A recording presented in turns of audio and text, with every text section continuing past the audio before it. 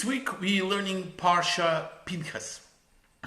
First the content, as usual. Aaron's grandson, Pinhas, the son of Eleazar, is rewarded for his act of zealotry in killing the prince of tribe of Shimon, Zimri, and his Midianite princess Cosbi, who was his lover. We learned about that in last week's Parsha, Balak. God grants him a covenant of peace and the priesthood. Despite the fact that the sages of his time, the leaders of the Jewish tribes, were very angry initially actually with Pinhas for what he did. They called him basically a murderer, and wanted actually punish him severely, at least to excommunicate him. But Hashem's interference sorted all of this out. Then a census of the people counts 600,730 men between the ages of 20 to 60, which is the age of military conscription service. Moses is instructed on how to divide the land by lottery among the tribes and families of Israel. And since one of the laws of dividing the land was the land goes to the sons of the fathers who passed away, we learn here a very interesting situation. The 5 daughters of Zelophehad petition Moses that they must be granted the portion of the land belonging to their father, who was entitled, but who passed away already and he did not have sons. God accepts their claim and incorporates the new amendment to the law into the Torah laws of inheritance. Then the question of transition of power is resolved when Moshe is told to empower Joshua as his successor, and Moshe does that in order to make sure that Joshua is properly introduced to the congregation, to all the whole people, and that it becomes public knowledge that Joshua will lead the people into the land of Israel. The Parsha concludes with detailed list of daily offerings and additional offerings brought on Shabbat, Rosh Chodesh, the first date of the month, and the festivals of Passover, Shavuot, Rosh Hashanah, Yom Kippur, Sukkot, and Shmini Atzeret. And that's the content of this Parsha. As we just discussed, at the very start of this Parsha, we learned that God has rewarded Pinhas for killing Zimri and Cosbi, who engaged publicly in a sexual act as a protest against the Torah moral laws. The reason he did this was an act of zealotry, an act of a zealot defending God's and Moshe's rule of Torah law and trying to stop the plague which already killed 24,000 people. People were dying in their thousands right in front of them. So last year we discussed the question who Pinhas was actually, a hero or a murderer. On the one hand, he saved countless lives, no question about it, since a lot more people could die from the plague if he would not act. On the other hand, to any onlooker who doesn't know the details, he could be perceived as a man of violence, which was caught up in the lawlessness of the moment, and he acted accordingly. He murdered people. So God provides the answer because Pinhas was accused very severely by numerous people from Jewish nation and by sages and judges, etc., of basically being a murderer. So God provides the answer by saying the following. His voice actually came down. Pinhas, son of Eleazar, son of Aaron, the priest, has turned back my anger from the Israelites by being zealous among them on my behalf, so that I did not wipe out the Israelite people in my zeal. Therefore, may say, I am making with him my covenant of peace. This is clearly written black and white in Numbers, Pasuk 25, 11, 12. God declared Pinhas a hero. He had saved the Israelites from destruction, showed the zeal that counterbalanced the people's faithlessness, and as a reward, God made a personal covenant with him, personal agreement. So, from God's point of view, Pinhas did a very good deed.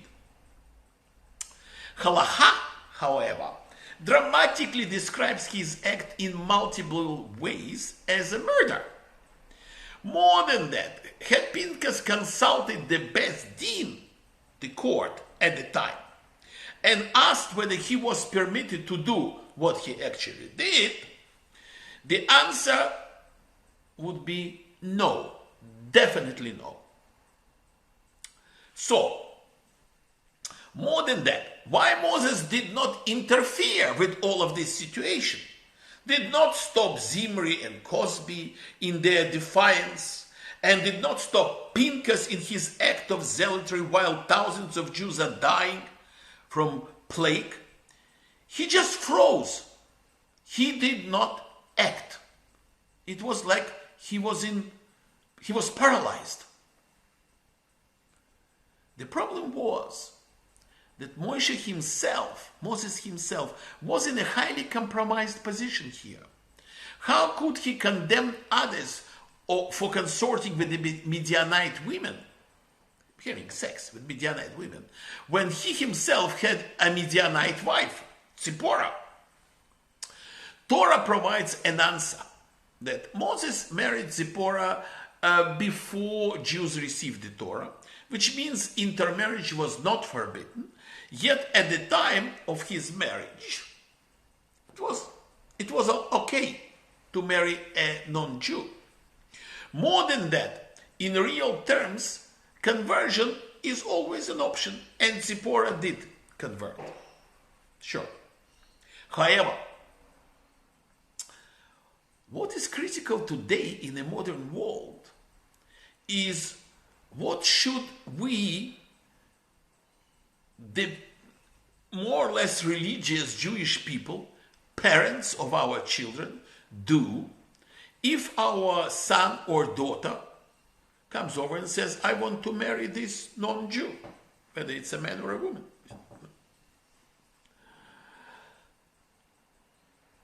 Please, let me state my own view on this very important issue. It's a very difficult question, and no wonder Moshe froze. He didn't know what to say. First, I believe that if our children end up marrying non-Jews, we should not reject them. We should not go into the overdrive and say, no way, Jose. Their choice of a mate is usually made not out of pique with us or rebellion against Judaism. That's normally not the case. They happen to fall in love with a non-Jew because that is where circumstances place them. We live in a and in a secular world with lots of different nationalities, and it's particularly in Australia, it's a very peaceful society. Indeed, we should accept and love them more to retain a measure of contact and participation in their lives, in the lives of our children and their families. Whether we participate as from Jewish point of view, Jewishly or otherwise, doesn't matter. We celebrate Shabbat and all festivals with their participation. Life consists of constant growth, and our adult children may yet reach a stage when Judaism will suddenly take on a new meaning for them, and maybe even for their partners, or husbands or wives. Second, we should not miss an opportunity to give the non-Jewish spouse of our son or daughter a chance to savor Jewish experience. We should start from strengths by taking them into our families and exposing them as often as possible to the emotional warmth, ethical standards, intellectual power, and artistic beauty of Judaism. Sometimes you do it better, sometimes you do it worse. And sometimes it's very difficult and could be easily misunderstood too. But all we do, if we failed, is we try again and again and again, slowly but surely. The important aspect of all of this is to make sure that your children remain within your circle of love and connections, so that your grandchildren are part of it as well. And the grandchildren have access to all sources of Jewish life and knowledge of Judaism as much as they want. Sometimes I'm trying to push it down the throat of my grandsons, but, maybe I will do it sometimes, but we're trying to balance. Life goes on, and one day, with God's help, they will remember and feel who they are really. And they will wake up to the bare fact that being a Jew is something to be proud of. Shabbat Shalom.